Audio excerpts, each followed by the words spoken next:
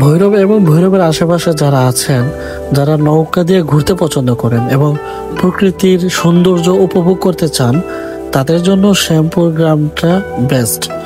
আমার মনে হয় হতাশ হবেন না। আগানগর ইউনিয়নের শ্যামপুর গ্রামে, এই গ্রামটা এমন এক নিরিবিলি জায়গায়, চারিদিকে কেবল প্রকৃতি আর শান্তির ছোঁয়া। তার পাশে কোনো গ্রাম নেই, তবে অনেকটা দূরে আগানগর গ্রাম, অমরনাথপুর গ্রাম এবং সাগাইয়া গ্রাম রয়েছে। শুকনো মৌসুমে পায়ে হেঁটে চলাচল করার মতো কাঁচা রাস্তা থাকলেও বর্ষা এলেই সব ডুবে যায় পানিতে। তখন গ্রামের একমাত্র ভরসা ইঞ্জিন চালিত নৌকা। ভৈরব আশুগঞ্জের মেঘনা নদীর পানির উপর দিয়ে যখন নৌকার ঝানিটা উপভোগ করতে করতে শ্যামপুর গ্রামে পা রাখি, তখন মনে হচ্ছিল আমি মালদ্বীপ চলে আসছি। ইস, এত সুন্দর মাঠ, চারদিকে পানি। আপনি চাইলে এখানে ফুটবল খেলতে পারবেন, চাইলে বাংলাদেশের জাতীয় খেলা হাডুডুও খেলতে পারেন। অসাধারণ একটা ভিউ। গ্রামের এক পাশ দিয়ে বেড়িবাঁধ করে দেওয়াতে গ্রামের সৌন্দর্য আরো দ্বিগুণ হয়ে গেছে।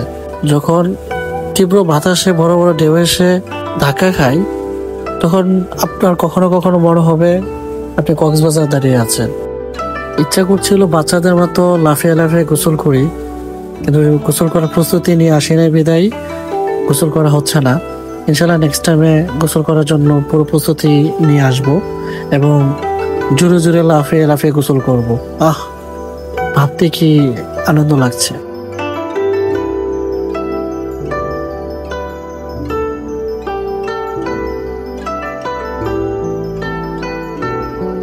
তবে যারা ছবি তুলতে এবং ভিডিও করতে পছন্দ করেন, বিশেষ করে যারা রিলস বা টিকটক করতে পছন্দ করেন, জায়গাটা তাদের জন্য এক কথায় দারুণ। তবে মেঘলা দিন জায়গাটা যে এত জোস লাগে, আকাশটা মেঘলা মেঘলা, তীব্র বাতাস, ঘুরি ঘুরি বৃষ্টি, ওয়াও, মানে ভালো বোঝানো যাবে না। আমি যেখানে দাঁড়িয়ে আছি একটা ফুচকা হাউস ছিল, কিন্তু এখন বন্ধ করে দিয়েছে। হতাশ হলাম। এখানে ফুচকার হাউসটা থাকলে আরো ভালো লাগতো। তবে হ্যাঁ, একটা জিনিস মাথায় রাখবেন, এটা কিন্তু একটা গ্রাম, এটা কিন্তু একটা পর্যটক স্পট না। এখানে যদি আপনারা ঘুরতে আসেন, অবশ্যই ভদ্রতা বজায় রাখবেন, গ্রামের সৌন্দর্যর দিকে খেয়াল রাখবেন। আমরা এমন কোনো আচরণ করব না যেটা গ্রামের মানুষ আমাদের প্রতি বিরক্ত হবে। তো পুরো ভিডিওটা দেখার জন্য অসংখ্য ধন্যবাদ। যারা প্রকৃতি লাভার আছেন, তারা আমার ভিডিওটা একটা লাইক এবং কমেন্ট করবেন। ভালো থাকবেন, ধন্যবাদ।